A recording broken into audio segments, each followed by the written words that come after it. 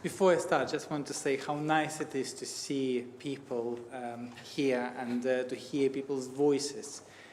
They say that it's a birthday of the world, birthday of humanity on Rosh Hashanah, and birthday is a natural time to reflect on your past. And I hope that this natural way of reflecting is not only on sport achievements, but also on other achievements and the failures in our life.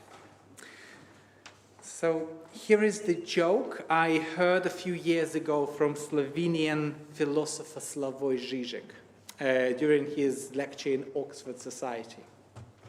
A Holocaust survivor dies of old age and has an honor to meet God in the afterlife. They have a good chat and even exchange jokes. The man tells God a Holocaust joke. God says, "That's not funny." And the man says, "Well, I guess you had to be there."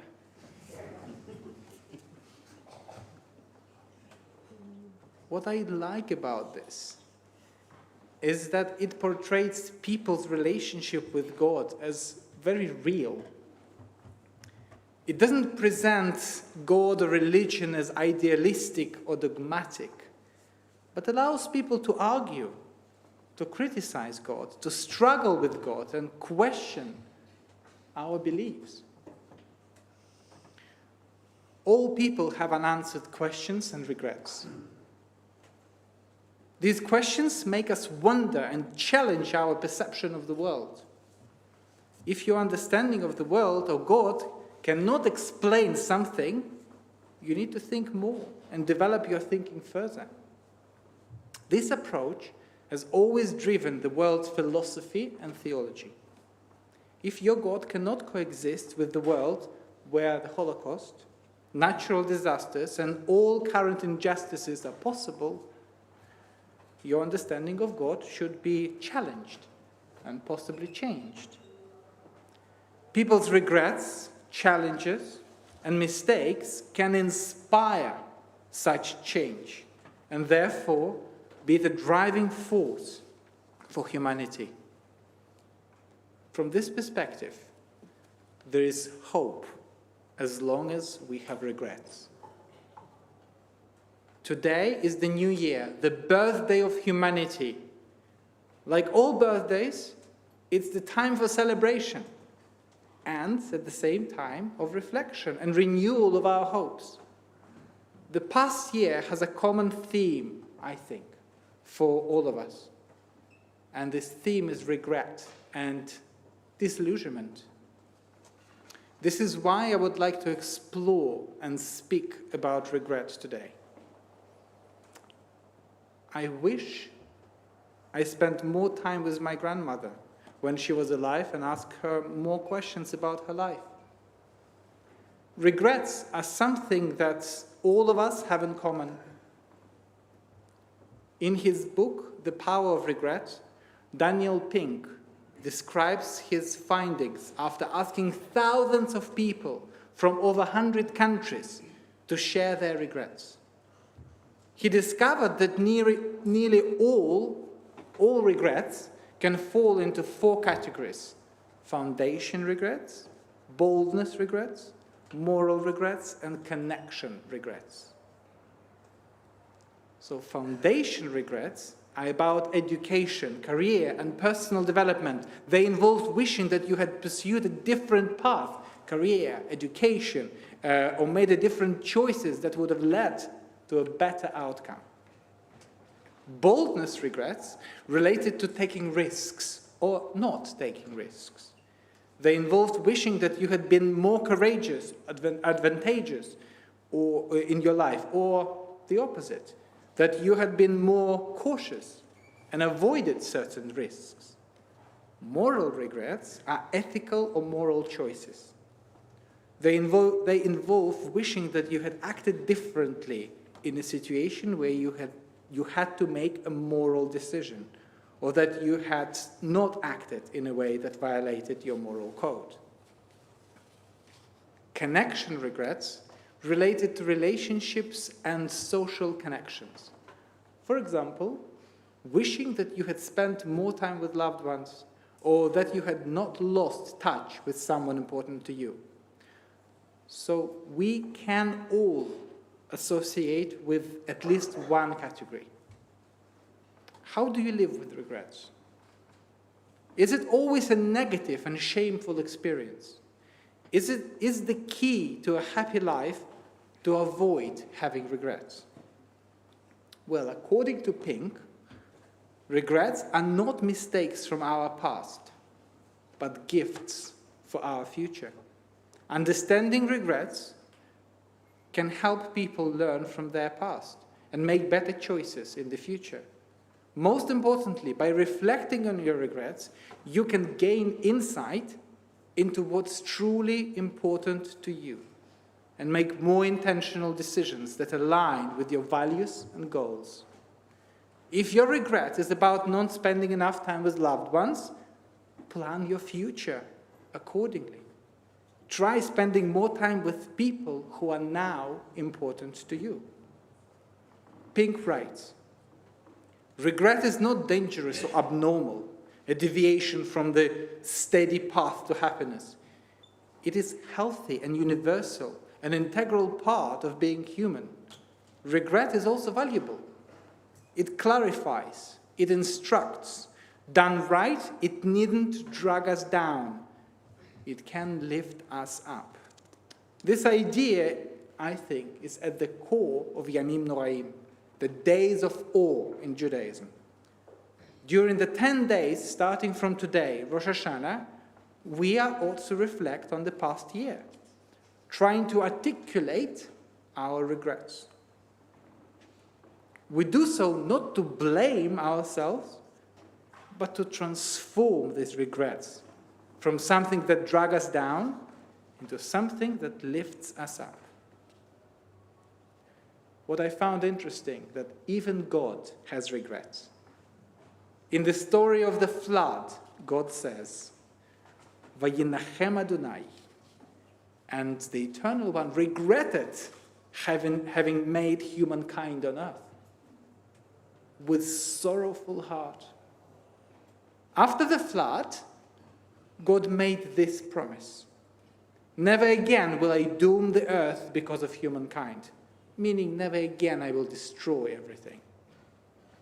Well, comparing these two verses, just 2 chapters apart, it seems as if God expressed regret, first for creating humanity, and then another regret for the decision to send the flood and destroy it.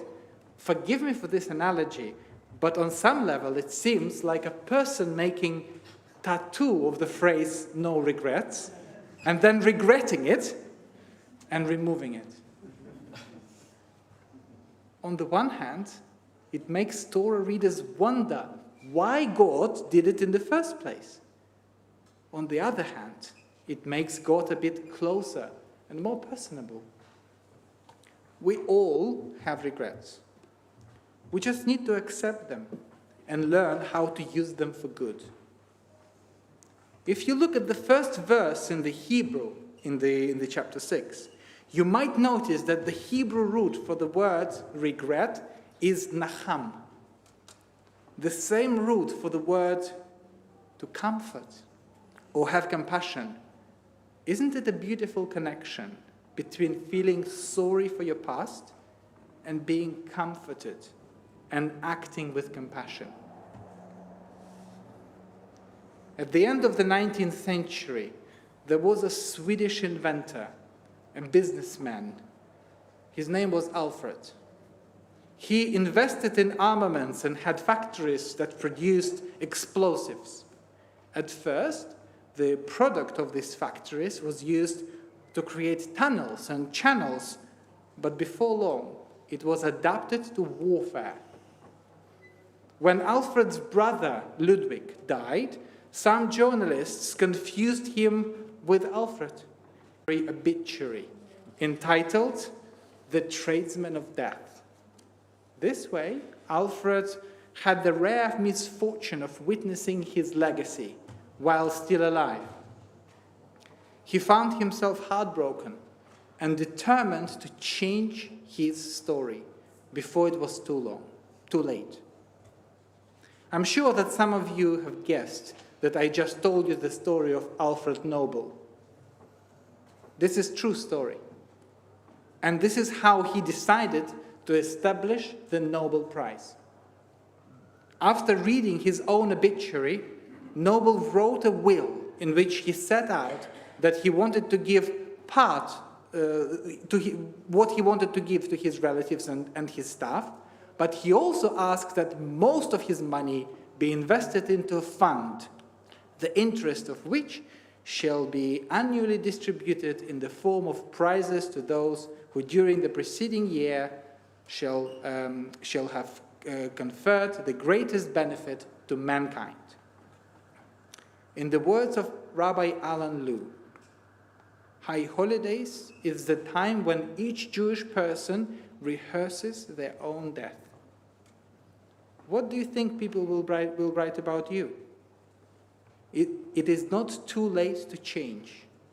Make peace with those who you offended, and transform your regrets into blessings.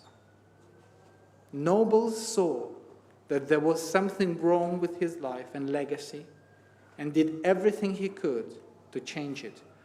So today, although we still remember him for inventing and selling dynamite, we also know him for supporting and inspiring the best scientists in the world and many, many influential peacemakers in the world. Rabbi Joseph Soloveitchik wrote, "Sin is not to be forgotten, blotted out or cast into the depth of the sea. On the contrary, sin has to be remembered. It is the memory of sin that releases the power within the inner depth of the soul of the penitent to do greater things than ever before." So no regrets doesn't mean living with courage. It means living without reflection. To live without regrets is to have nothing to learn, but most importantly, to have no hope that you can become better. So a few minutes ago, we read and sang these words, Avinu Malkeinu Chatanu Lefanecha, our Creator and Sovereign, we have sinned before you, we have no sovereign but you, bring us back to you in perfect repentance. And in just a few minutes, we are going to listen to Felix Mendelssohn's I Waited for the Lord. The lyrics of this piece come from Psalm 40. I waited for the Eternal One, and God inclined unto me, God heard my complaint. Oh, blessed are those that hope and trust in God. So why do we need God to repent?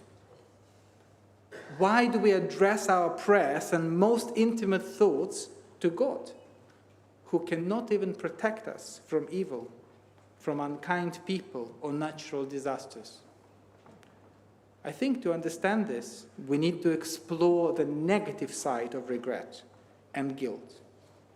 In one of his articles, Slavoj Žižek wrote, "We like to be guilty, since if we are guilty, it all depends on us.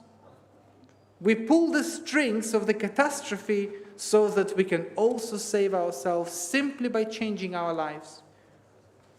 What's really hard for us, at least in the West, to accept is that we are reduced to the role of a passive observer who sits and watches what our fate will be.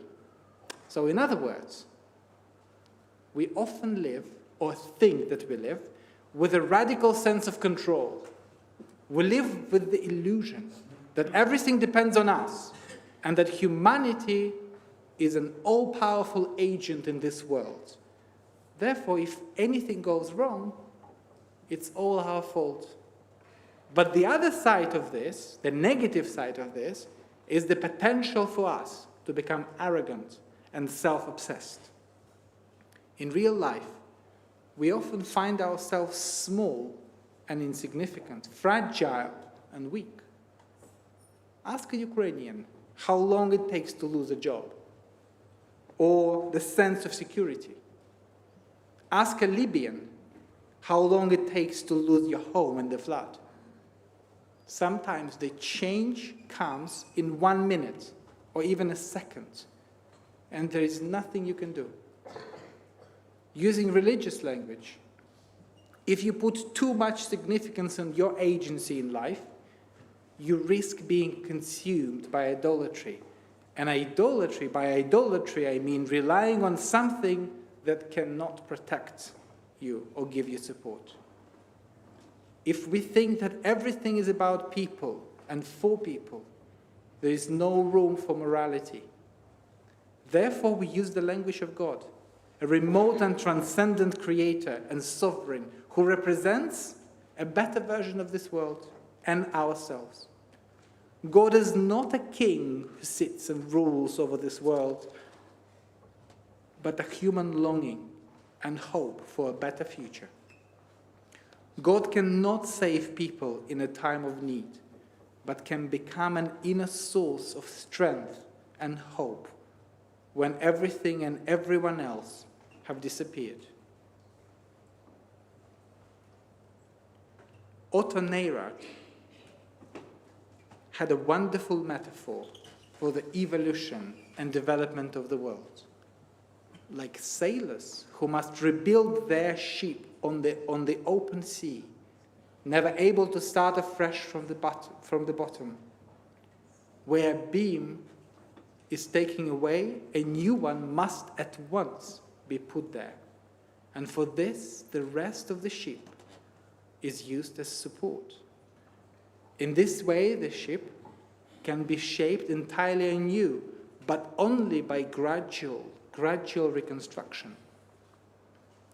We live in an ever-changing world. We live in a world far, far from perfect. In many ways, this year was a year of realizing that that there are dreams that have been shattered, realizing our failures, disillusionments, and regrets. There is no way for us to pause this world and start again. We need to work on and fix it as we go. We will make mistakes, we will fail, and we will feel many regrets. But we will use them to come back and become better. Sometimes it will seem unbearable and too hard. There will be moments when nobody will understand us. Many people will study your past at some point and criticize it. And when that moment comes, we will say, well, I guess you had to be there. So may this year be the year we wish it to be. May all regrets we had last year become an inspiration to become better. May all of us be inscribed in the book of life. Shana Tova.